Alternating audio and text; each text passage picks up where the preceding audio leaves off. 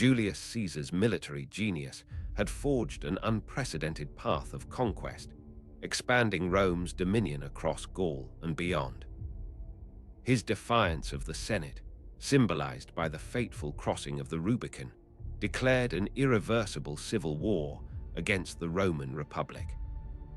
The ensuing conflict saw the mighty Pompey Magnus, Caesar's former ally and rival, utterly defeated, leaving Caesar as the undisputed master of Rome.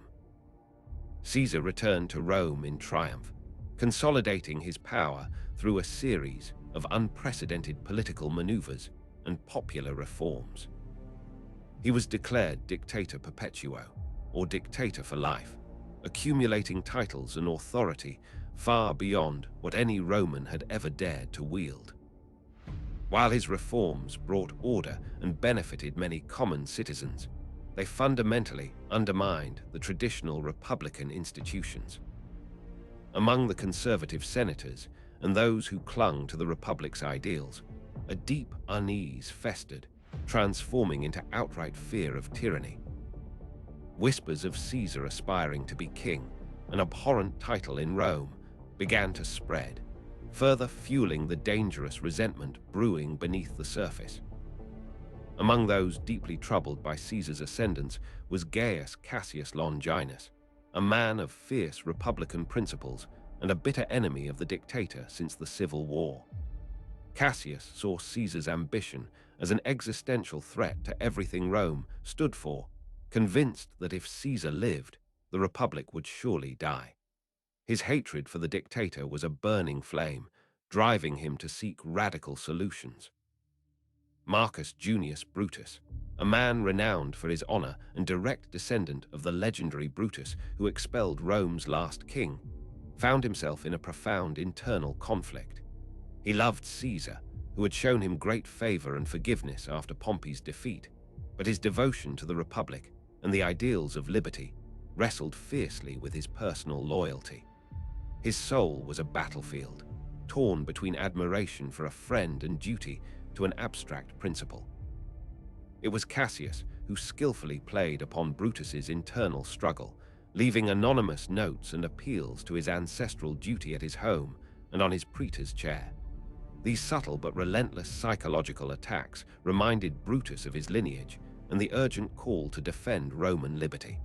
The words, "Awake, Brutus, you are asleep," and "You are not Brutus," gnawed at his conscience, forcing him to confront his perceived inaction. Eventually, Brutus was swayed, convincing himself that Caesar's death was not murder, but a necessary sacrifice for the Republic's survival.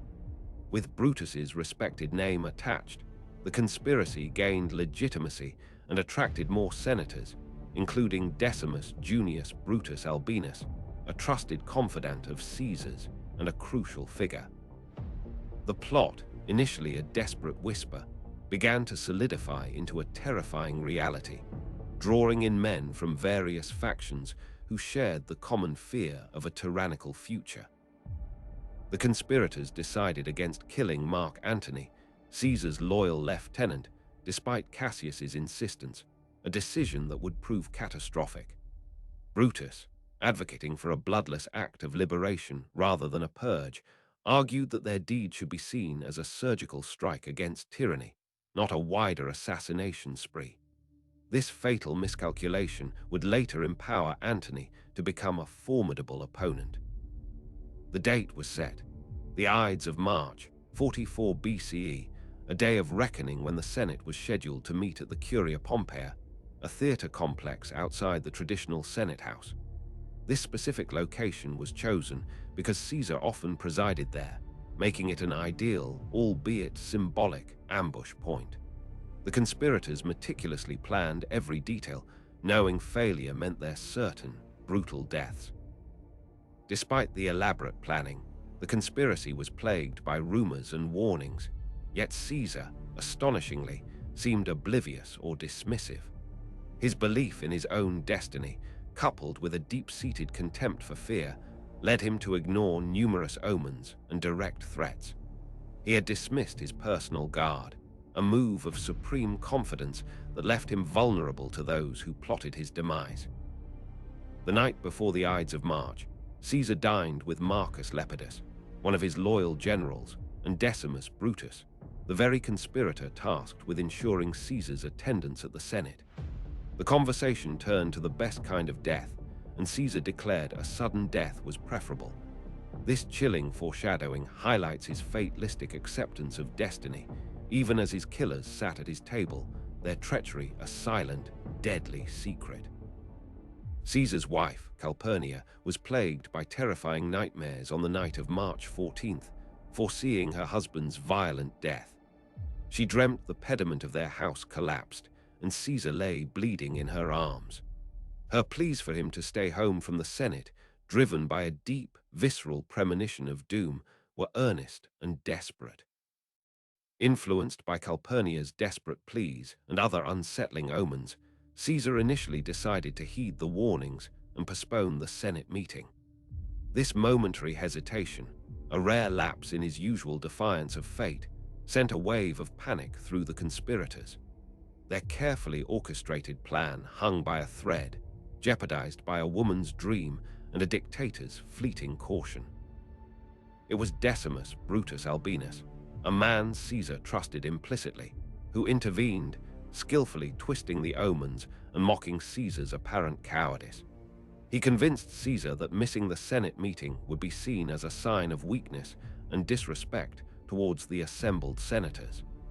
Decimus's betrayal was cold and calculated, exploiting Caesar's pride to lure him to his death.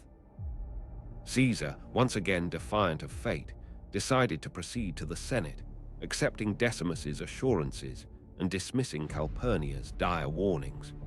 This decision sealed his doom, as he stepped directly into the snare laid by his treacherous friends. The dictator, who had conquered vast lands and countless enemies, was blind to the danger within his own inner circle. As Caesar made his way through the bustling Roman forum, a soothsayer named Spurina, who had famously warned him to beware the Ides of March, approached him again. Caesar, with a jest, remarked that the Ides had come, but Spurina gravely replied, "Aye, Caesar, but not gone." This chilling exchange served as a final, ignored prophecy of the impending doom. A Greek teacher of rhetoric, Artemidorus, also attempted to warn Caesar, rushing forward with a scroll detailing the entire conspiracy. He urged Caesar to read it immediately, recognizing the imminent danger. However, Caesar, amidst the throng of petitioners, dismissed it as a matter of lesser importance, choosing to address other pleas first. Inside the Curia Pompei, the atmosphere was thick with tension and anticipation as the conspirators, hiding daggers beneath their togas, took their positions. Their hearts pounded with a mix of fear and grim determination, knowing that the moment of truth was mere minutes away. Each man knew his role, and the silence in the chamber was almost deafening, broken only by nervous coughs and the rustling of garments. As Caesar approached the entrance, Mark Antony, his loyal friend and protector, was deliberately detained by Gaius Trebonius, one of the conspirators. This crucial diversion ensured Antony would not be present to defend Caesar during the attack, removing the dictator's most formidable champion. The conspirators had carefully orchestrated this separation, knowing Antony's presence would greatly complicate their deadly plan. Julius Caesar finally entered the Senate chamber, unaware of the trap that awaited him. He proceeded to his golden chair, placed prominently at the head of the assembly, surrounded by men who professed loyalty but harbored murderous intent. The grandeur of the room, adorned with statues of past Roman heroes, belied the dark purpose about to unfold within its hallowed walls. As he settled into his seat, the conspirators began to close in, feigning a plea for the recall of Julius Caesar's exiled brother. This fabricated petition served as the pretext to surround Caesar, preventing any possible escape or defense. Their movements were coordinated, a slow, inexorable tightening of the circle around their unsuspecting victim, each step a testament to their chilling resolve. Julius Caesar then seized Caesar's toga, pulling it down from his neck, a predetermined signal for the attack to commence. This act of violence, a brazen assault on the dictator's personal space, shattered the facade of deference and plunged the chamber into pandemonium. The sudden, shocking aggression was the point of no return for both Caesar and his assassins. Publius Servilius Casca was the first to strike, his dagger glancing off Caesar's shoulder, a hesitant but fatal blow. Caesar roared in protest, attempting to seize Casca's arm, but the sheer number of attackers overwhelmed him. The initial wound, though not immediately lethal, signaled the full, brutal onslaught, confirming Caesar's horrifying realization of his betrayal. In a frantic flurry, dozens of daggers descended upon him, each conspirator eager to strike a blow for liberty and ensure their collective guilt. Caesar, trapped and surrounded, fought back desperately at first, yelling and struggling against the brutal onslaught. The chamber became a bloodbath, a terrifying tableau of political violence unfolding in the heart of Rome's supposed democracy. Amidst the chaos and the raining blows, Caesar caught sight of Marcus Brutus, his beloved protege, among the attackers. This sight delivered the final, crushing blow to his spirit, transforming his physical struggle into an act of surrender. It was the ultimate betrayal, the deepest wound that stole his will to fight. With a final, heartbroken gasp, Caesar uttered his famous last words, "Et tu, Brute," "You too, Brutus." He then pulled his toga over his head, accepting his fate, choosing to die with a semblance of dignity rather than witness his betrayal at the hands of his trusted friend. This act marked the complete collapse of his indomitable spirit, the ultimate surrender to an unpreventable doom. Caesar fell at the base of a statue of his old rival, Pompey the Great, a grim and poetic end to his life. The irony was palpable. The man who had defeated Pompey in life found his death at the feet of his enemy's effigy. The floor of the Curia Pompeii was slick with his blood, a gruesome testament to the violence unleashed by the conspirators. With their bloody deed accomplished, the conspirators, their daggers still dripping with Caesar's blood, stood over his lifeless body. The silence that followed the frenzied attack was chilling, a moment of profound gravity where the enormity of their actions began to sink in. They had killed the most powerful man in Rome, and the world held its breath, waiting for the consequences. Brutus, believing he had freed Rome from tyranny, stepped forward, his blood-stained dagger held high, and cried out to the horrified senators, "Romans, we are once again free." His voice, though resolute, echoed in a chamber now filled with the stench of blood and terror, a stark contrast to the ideals he proclaimed. The other conspirators joined him, repeating the cry, hoping to rally support. Instead of cheering, the remaining senators, gripped by terror, fled the Curia Pompeii in a chaotic scramble, trampling over each other to escape the blood-soaked scene. Their screams and cries of panic echoed through the halls, transforming the solemn Senate House into a scene of primal fear. The conspirators' hopes of immediate public acclamation were shattered by the raw, visceral fear of the Roman elite. The assassins then marched through the Roman Forum, daggers still aloft, attempting to rally the public to their cause, shouting slogans of freedom and the restoration of the Republic. However, the citizens of Rome, hearing the news, reacted not with jubilation, but with fear and confusion. The public was stunned, unable to grasp the enormity of the act or embrace the assassins as liberators. Mark Antony, once he learned of Caesar's assassination, immediately fled and went into hiding, fearing he would be the conspirators' next target. His shrewd instincts for survival kicked in as he strategically assessed the volatile situation from a position of safety. While the conspirators paraded through the Forum, Antony was already plotting his next move, a vengeful counter-strategy forming in his mind. Caesar's body lay abandoned in the Curia Pompeii for hours, a grim and undignified end for the once mighty dictator. The sight of his lifeless form, surrounded by the silence of the now empty chamber, sent a clear, terrifying message to anyone who might oppose the conspirators. It was a brutal display of power, meant to instill fear and prevent any immediate retaliation. Faced with the public's fearful reaction, the conspirators, unsure of their next move, retreated to the heavily fortified Capitoline Hill. They barricaded themselves there, hoping to gain time, plan their next steps, and await a swell of support that never truly materialized. This retreat signaled their strategic uncertainty, a desperate move that revealed their lack of a coherent plan beyond the assassination itself. News of the assassination spread like wildfire through Rome, sparking widespread panic and uncertainty. Markets closed, shops shuttered, and citizens huddled in their homes, fearing further violence or a collapse of order. The city, once bustling, became a ghost town, paralyzed by the shocking events and the terrifying power vacuum that had suddenly been created. The immediate aftermath saw a dangerous power vacuum in Rome, with no clear authority to step into Caesar's colossal shoes. The conspirators were isolated, the Senate was in disarray, and the populace was fearful. This chaotic void was ripe for exploitation, threatening to plunge Rome into yet another bloody civil war, a stark warning of the instability their liberation had wrought. From his hiding place, Mark Antony, a masterful politician and military commander, began to make his strategic moves. He contacted Caesar's widow, Calpurnia, and secured control of Caesar's will, private papers, and vast personal treasury.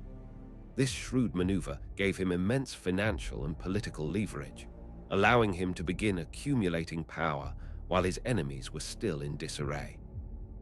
Under the direction of Antony, Caesar's body was finally retrieved from the Curia Pompey and brought to his home, a poignant journey through the terrified streets of Rome. The sight of the dictator's broken body, escorted by mournful loyalists, began to stir the sympathies of the populace. This solemn procession transformed the image of Caesar from a tyrant to a victim, a crucial step in Antony's plan for revenge. Antony, demonstrating remarkable political acumen, engaged in negotiations with the conspirators, offering them a temporary truce and safe passage. He understood that immediate retaliation would only plunge Rome into deeper chaos. This deceptive calm was a strategic move, allowing him to consolidate his power and prepare for a more decisive public act of vengeance. A public funeral for Caesar was agreed upon, a masterstroke by Antony, who recognized its potential to sway public opinion. This event, initially proposed as a respectful farewell, would be transformed into a powerful political tool. The preparation of the funeral pyre and the gathering of the Roman people set the stage for a dramatic turning point in the aftermath of the assassination. During the funeral, Caesar's will was publicly read, revealing his generous bequests to every Roman citizen and his adoption of his great-nephew, Octavian, as his heir. This revelation electrified the crowd, exposing the conspirators' claims of Caesar's tyranny as hollow. The public was reminded of Caesar's beneficence, fueling their anger against those who had murdered their benefactor. Then came Mark Antony's funeral oration, a masterful display of rhetoric and emotional manipulation. He did not directly condemn the assassins, but skillfully used Caesar's accomplishments, his generosity, and the visual impact of his blood-stained toga to ignite public outrage. Antony's words, dripping with false humility and calculated grief, painted a vivid picture of a beloved leader brutally cut down. Antony's most potent prop was Caesar's blood-soaked toga, riddled with the dagger's holes, which he dramatically displayed to the grieving crowd. The sight of this gruesome relic, a tangible symbol of Caesar's suffering, pushed the public's sorrow over the edge into uncontrollable fury. It was a visceral reminder of the violence and betrayal, bypassing logic and appealing directly to raw emotion. The public, inflamed by Antony's speech and the sight of Caesar's wounds, erupted into a violent, vengeful mob. Their grief quickly transformed into a ravenous desire for retribution against the assassins. The Forum, once a place of reasoned debate, became a crucible of raw, uncontrollable emotion. with the very foundations of Roman order trembling. Driven by fury, the mob tore down the rostra and built an impromptu funeral pyre for Caesar in the very heart of the Forum, using benches, furniture, and anything flammable they could find. This spontaneous act of devotion and destruction symbolized the complete breakdown of order and the raw power of collective grief. The flames reached high, illuminating the vengeful faces of the citizens. The angry mob then turned its attention to the homes of the conspirators, seeking bloody vengeance. They set fire to the houses of Brutus and Cassius, forcing them and their families to flee for their lives. The celebratory mood of the assassination had vanished, replaced by a terrifying hunt, as the liberators became hunted outlaws. The immediate consequence of Antony's masterful manipulation was the forced flight of Brutus and Cassius from Rome, and eventually from Italy itself. They were no longer hailed as liberators, but branded as murderers, their lives forfeit if they remained within the city's grasp. This marked the definitive end of their republican dream in the capital, forcing them to seek refuge and raise armies in the east. With the conspirators scattered, Rome descended into a period of extreme political instability and factionalism. The Senate, weakened and divided, struggled to assert any meaningful authority, while Antony began to consolidate his own power, appearing as Caesar's natural successor. The illusion of a restored republic crumbled quickly, revealing the underlying power struggles that Caesar's death had merely exacerbated. Just when Antony seemed poised to seize absolute control, a new, unexpected player arrived on the scene: Gaius Octavius, Caesar's 18-year-old great-nephew, who, by Caesar's will, was now his adopted son and heir, Gaius Julius Caesar Octavianus. His arrival from Apollonia, though initially dismissed due to his youth, would prove to be the most significant turning point in Roman history. Octavian possessed a cunning ambition that belied his young age, and a steely resolve to claim his rightful inheritance. Octavian, despite his lack of military experience, immediately asserted his claim to Caesar's inheritance, including his name, wealth, and legions. This audacious challenge to Antony's authority sparked immediate friction between the two ambitious men. Antony, who had expected an easy succession, found himself facing a tenacious and unexpectedly formidable rival.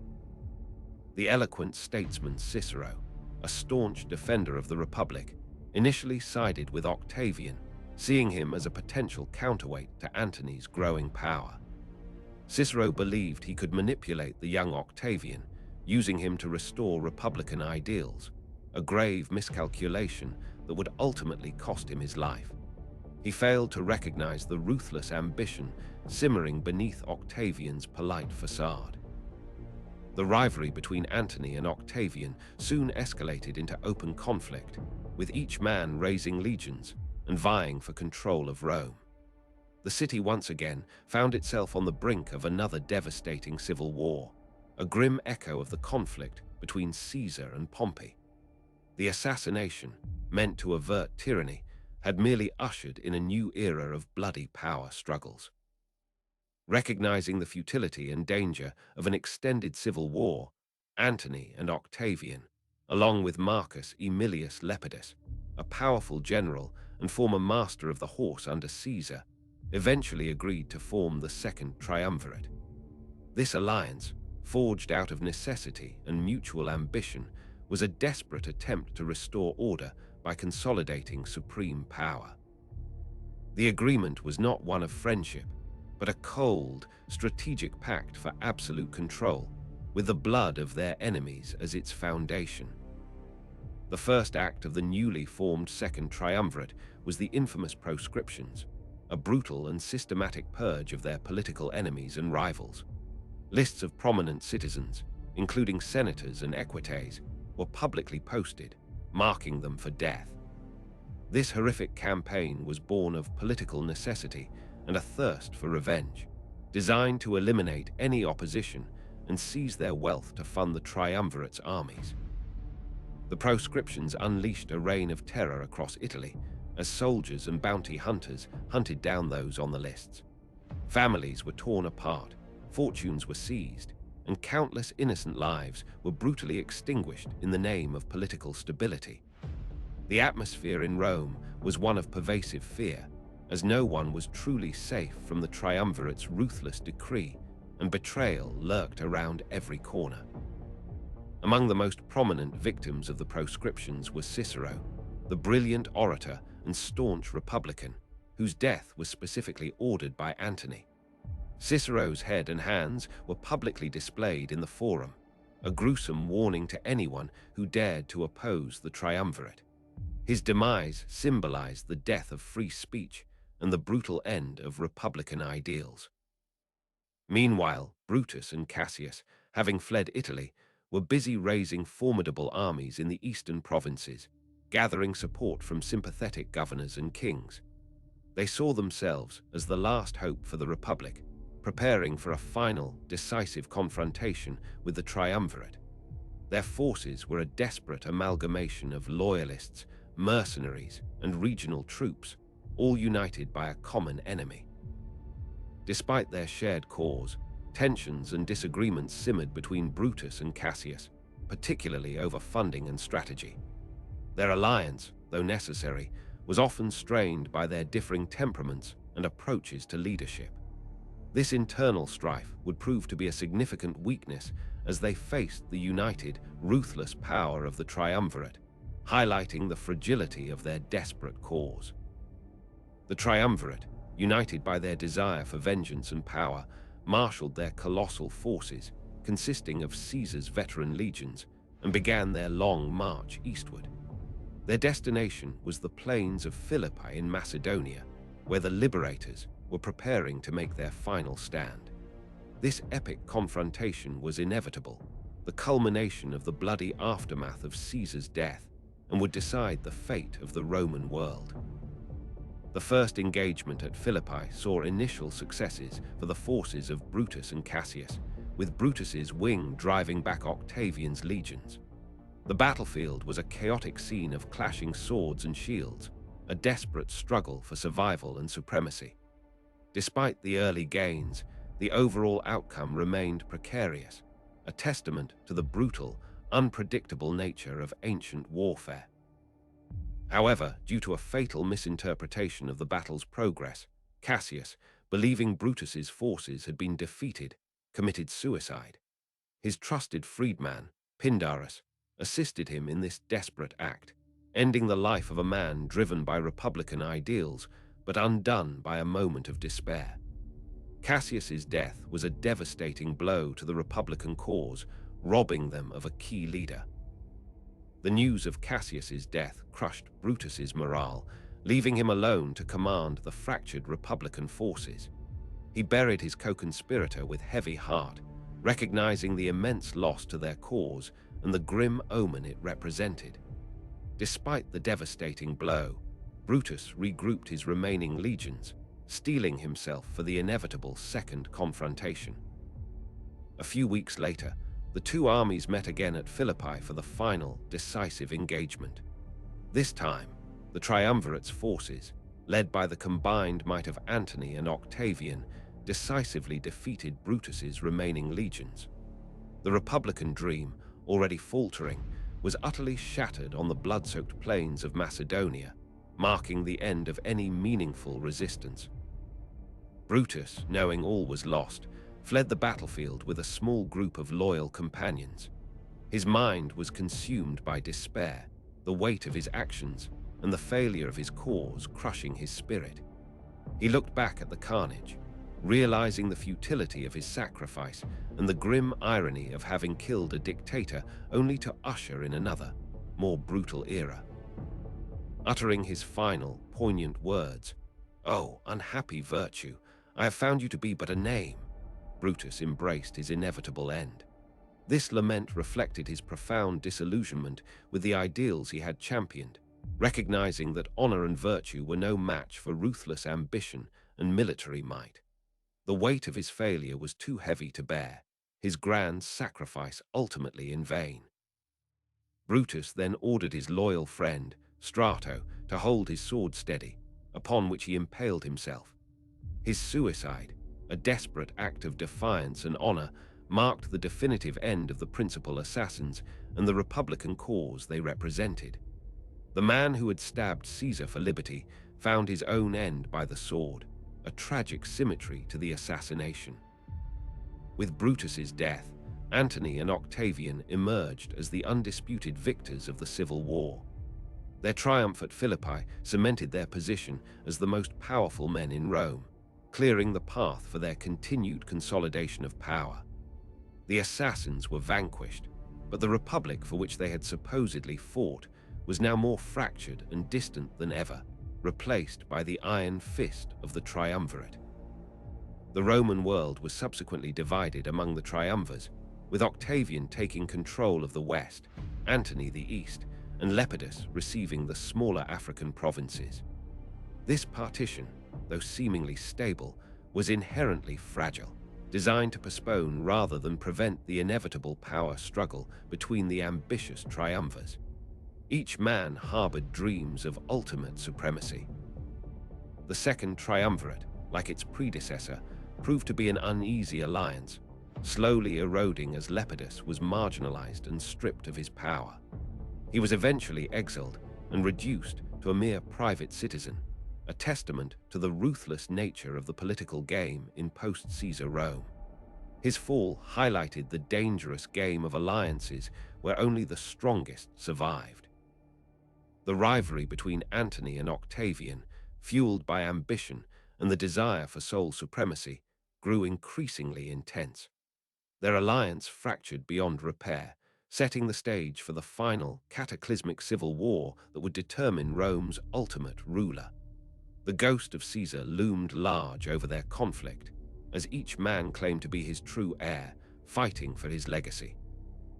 Antony, based in the east, became increasingly entangled with Cleopatra VII, the Queen of Egypt, forming a powerful political and romantic alliance. His devotion to Cleopatra and his embrace of Eastern customs alienated him from traditional Roman sentiment, providing Octavian with powerful propaganda material. This alliance, though formidable, ultimately proved to be Antony's undoing, as it painted him as un-Roman and a threat to Roman values. Octavian, meanwhile, shrewdly consolidated his power in the West, leveraging Roman fears of Eastern decadence and Antony's perceived disloyalty. He launched a sophisticated propaganda campaign, painting Antony as a foreign-influenced tyrant and himself as the true defender of Roman traditions and values. This war of words was as crucial as any battle, skillfully turning public opinion against his former ally. The inevitable final civil war erupted, pitting Octavian's disciplined Roman legions against the combined forces of Antony and Cleopatra. The Roman world held its breath, knowing this conflict would finally resolve the power struggles initiated by Caesar's death. It was a war for absolute supremacy, a clash of titans with the fate of an empire hanging in the balance. The decisive Battle of Actium, a massive naval engagement fought off the coast of Greece, saw Octavian's forces, led by the brilliant Agrippa, utterly defeat Antony and Cleopatra's fleet. Cleopatra's sudden flight, followed by Antony, sealed their fate and marked a turning point in history. The sea battle was a chaotic ballet of fire, ramming ships, and desperate combat, ending in overwhelming victory for Octavian. Following their devastating defeat at Actium, Antony and Cleopatra fled to Egypt, their empire crumbling around them. Facing Octavian's relentless pursuit and the inevitable capture, both committed suicide within days of each other.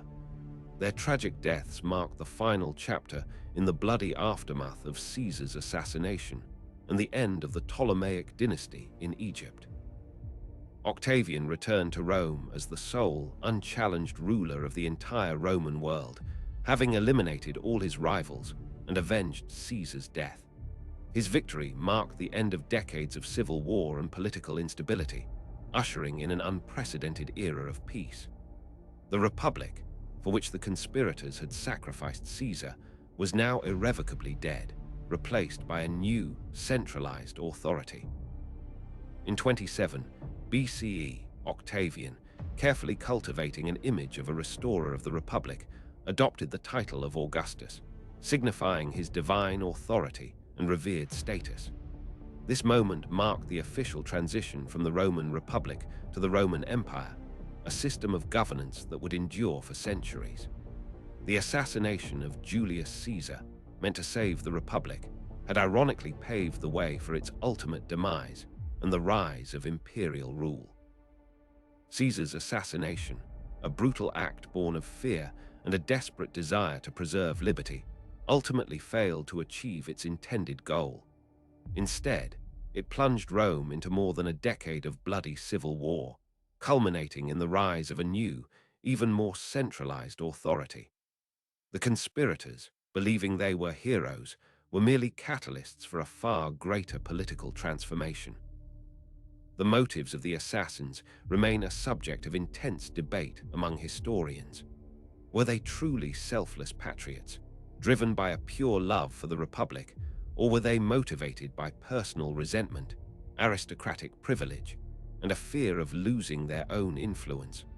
The line between liberator and murderer often blurred in the brutal political landscape of ancient Rome. The chilling details of Caesar's murder, the betrayal by his closest friends, and the subsequent reign of terror serve as a grim reminder of the costs of unchecked power and political violence.